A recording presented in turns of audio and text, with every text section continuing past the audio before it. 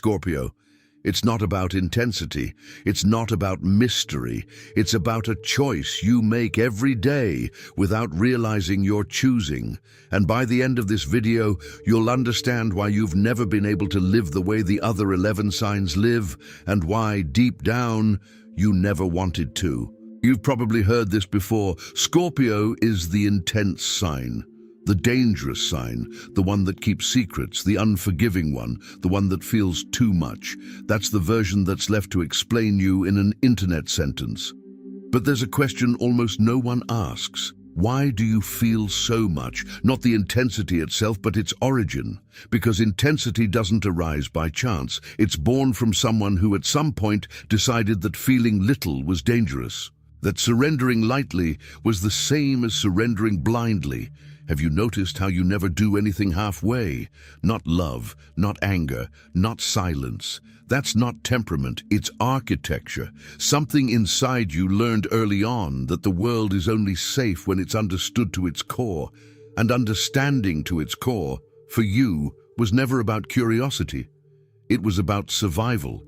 There's a scene that repeats itself in the life of almost every Scorpio, even if they've never noticed the pattern.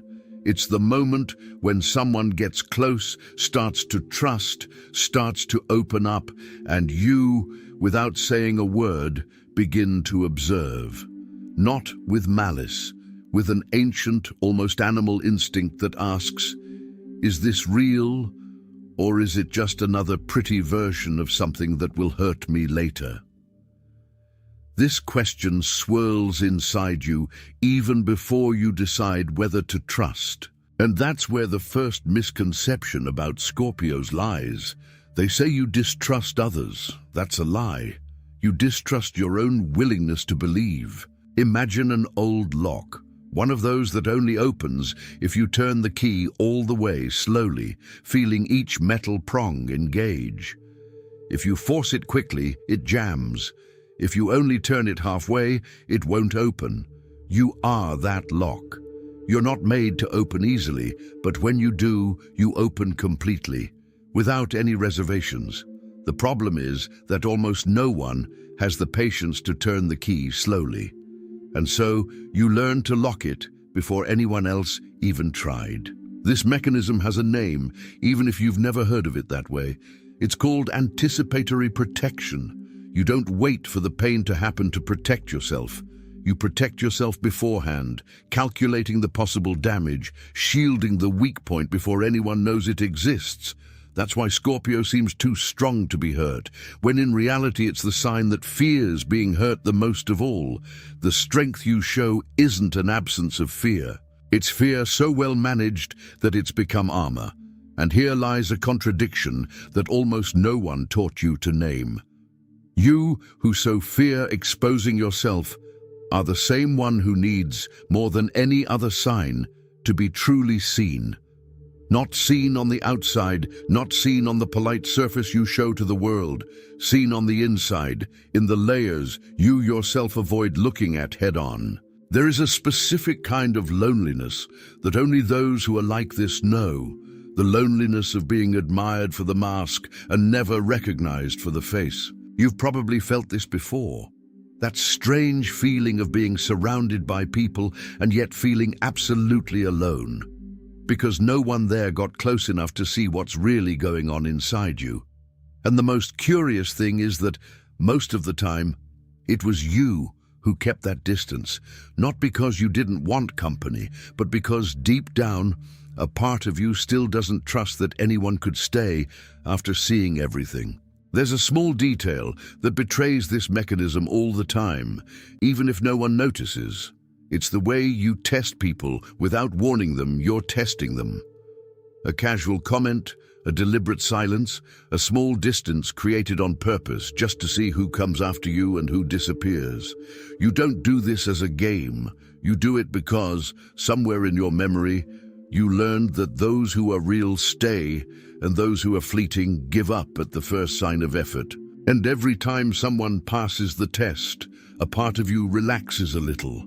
Every time someone fails, a part of you closes another door, silently, without drama, without warning. It's curious how this behavior stems from a place of care and often ends up producing the opposite of what you wanted, because the more you test, the more you push away precisely the people who would have the patience to stay. And the more someone insists on staying without going through any testing, the more distrust this generates, as if it were too easy to be true. This is one of the most silent and painful cycles to live as a Scorpio, protecting yourself so well that you sabotage the very thing you desire most, which is to be truly chosen without needing to prove anything. And perhaps it is precisely here, at this exact point, that the question begins to truly hurt. If protection keeps you safe, why does it also keep you alone? And if intensity is what makes you feel alive, why does it sometimes seem to also push you away from the people you most want to keep close? It was while searching for answers to this that I found this digital book. It's called The Divine Wisdom That Guides Your Zodiac Sign to a Purposeful Life. And the first thing I noticed is that it doesn't treat Scorpio as a problem to be softened. It treats its depth for what it truly is, a rare ability to see what lies behind things, people, and even one's own patterns. It's not a behavior manual. It's almost a mirror that gives you back permission to continue going deep, but now with direction, without getting lost along the way. If you've made it this far, it's because some part of this has already resonated with something old inside you. Perhaps a memory, perhaps a feeling you never quite managed to explain to anyone. This discomfort that's still alive now as you listen to this is no coincidence. It's your own Scorpio instinct recognizing truth when it appears. And this is exactly the kind of recognition that shouldn't be postponed, because later, is where important things tend to get lost. The link is in the first pinned comment, but be aware, this content may be taken down. Click now and download your copy. While this still resonates with you, tell me in the comments, when was the last time you realized you were protecting yourself from someone who never actually threatened you? This question lingers because it needs to, because the answer to it is precisely what explains the next pattern that resides within you, one that is even more difficult to admit. Scorpio doesn't just fear being hurt. Scorpio fears, above all, being abandoned after having shown themselves completely. And it is this silent, almost invisible fear that builds what astrologers call the cycle of emotional death and rebirth. You've probably experienced this without knowing the name.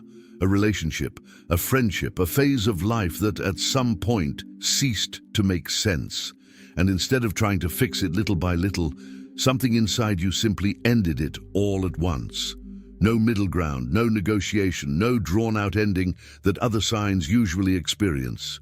You closed the door, locked it, and moved on as if that chapter never existed. This isn't coldness. It's Scorpio's oldest instinct. When something rots, you cut it off at the root, because leaving it half alive is more painful than letting it die completely. This pattern has a brutal beauty when you understand where it comes from. Every sign deals with loss in its own way. But Scorpio doesn't just lose, it transforms the loss into another version of itself. It's like a snake shedding its skin.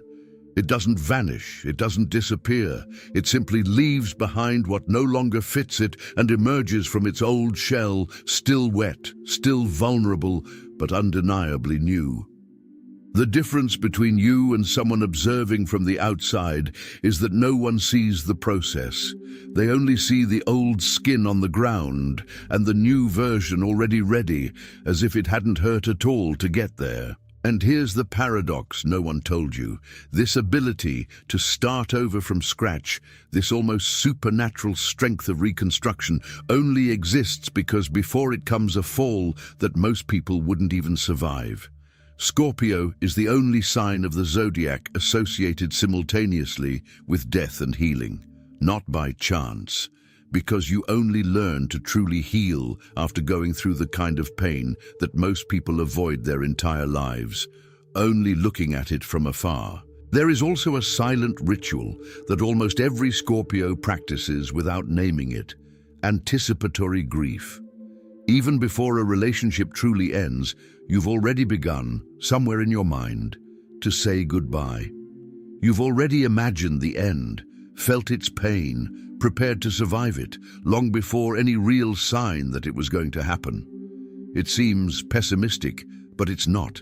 It's a form of love that carries within it the awareness of loss. You love knowing that you can lose, and perhaps it is precisely this awareness that makes your love weigh differently, denser, more real, harder to fake. This also explains why you're never satisfied with easy answers. While others accept the pretty version of the story, you feel an almost physical need to dig until you find what's underneath. Superficial friendships bore you. Elevator conversations exhaust you. You want to know the real reason, the real wound, the real truth, even when it bothers the person on the other side. And the discomfort you cause others is often not because you're difficult. It's because you're a mirror no one asked to look into. If you recognize this pattern in yourself now, perhaps it will begin to make sense why certain people distance themselves without a clear explanation. They didn't distance themselves from you. They distanced themselves from the reflection you represented to them. This kind of clarity, when it arrives, changes everything. And it changes things too quickly to be postponed. The book Divine Wisdom that guides your zodiac sign towards a purposeful life deals precisely with this moment, the instant when Scorpio understands that their ability to see deeply was never a flaw to be hidden, but a gift that needs direction, so it doesn't turn against the very person who possesses it. The remaining copies are running out quickly because content like this doesn't usually stay available for long. The link is in the first pinned comment. The last copies are running out. Click now and begin your journey towards the clarity and genius you deserve. There is one last layer, perhaps the most silent of all. Scorpio doesn't seek power for its own sake. It seeks power because, at some point in life, it felt what it's like to be completely out of control over something that mattered too much. And from then on, control ceased to be vanity and became survival. That's why you observe before acting, calculate before trusting, and rarely give power freely to those who haven't proven they deserve it. This trait is often misinterpreted as manipulation, as if you were always one step ahead playing some silent game. But the truth is simpler and more painful than that. You don't want to manipulate anyone. You just can't stand being caught off guard by people who pretend to be one thing and reveal themselves to be another when it's too late. Your observational instinct was born precisely to avoid reliving that feeling of having trusted the wrong person at the wrong time and having paid dearly for it. You have an image that explains this better than any astrological definition. Think of a diver who was once surprised by a current that was too strong, way down deep, far from the surface, with no one around to help. After that diver never goes into the water again without checking everything first. Not because he's afraid of swimming, he loves swimming more than anyone, but because he learned firsthand what happens when you blindly trust water that seemed calm. Scorpio is that diver. He loves depth more than any other sign, but he never goes down again without calculating the current. And that's exactly why, for you, trust has never been a starting point. It's always been a destination that is slowly conquered, trial by trial, silence by silence. Other signs often find this exhausting. They think you demand too much before surrendering. But what nobody understands is that when you finally give that trust, it comes whole, without reservations, without a plan B. And it's precisely because it comes whole that it hurts so much when it's broken. Nobody betrays a Scorpio halfway. They either betray everything or they never get close enough to be able to betray them. And it is precisely here, at this point of greatest clarity, that most people stop. They understand the pattern, feel the momentary relief of finally recognizing themselves in something, and move on without transforming this understanding into real change. It remains just an interesting piece of information stored in a corner of the mind. But Scorpio wasn't made to stay on the surface of its own discovery. It was made to use what it discovers. That's why this is the right time, not in a week, not after life calms down, but now, while that clarity is still alive within you, to look at the material that speaks precisely to this, how to transform the depth you already possess into real direction for your life, without getting lost again in the same cycles of protection and isolation. Access to this content is dwindling, and it could disappear at any moment. So this is the kind of decision worth making now, rather than postponing. The link is in the first pinned comment. The last copies are running out. Click now and begin your journey towards the clarity and genius you deserve. There is one last truth, one that most people avoid confronting because it exposes too much. Scorpio doesn't fear death, but fears living a lukewarm life. It fears the version of itself that becomes complacent, that accepts less than it feels it deserves, just to maintain peace, that trades real intensity for an artificial calm that seems like security, but is, in reality, a slow kind of surrender. You must have felt this at some point in your life, that feeling of being technically fine, technically stable, and yet dying inside from boredom, because nothing there touched the deep place you know exists within you. This discomfort isn't weakness, it's a compass. It's your oldest nature nudging you, reminding you that you possess a capacity to feel, to transform, to start over, a capacity not meant to be confined to a life too small for the size of your soul. Every time you felt the urge to turn everything upside down, to start from scratch, to leave behind an entire version of your life that no longer made sense, that wasn't impulsiveness. It was the serpent recognizing before everyone else that it was time to shed its skin again. In the end, perhaps the most beautiful truth about Scorpio is this: you were never meant to live like the other 11 signs, not because you are better or worse than them, but because your soul chose a path that requires descending before ascending, losing before finding, dying a little before being reborn. This is not a curse. It is the rare kind of strength that only exists in those who have already crossed the darkness and returned knowing exactly who they are. You don't need to explain yourself to those who have never descended as deep as you. You only need to continue trusting that each fall, each silence, each version of yourself that you left behind was the necessary price to become the whole person you are now. Perhaps, if you look back now, you can see each painful ending not as a scar, but as a mark of how many times you've proven to yourself that you know how to rebuild yourself alone.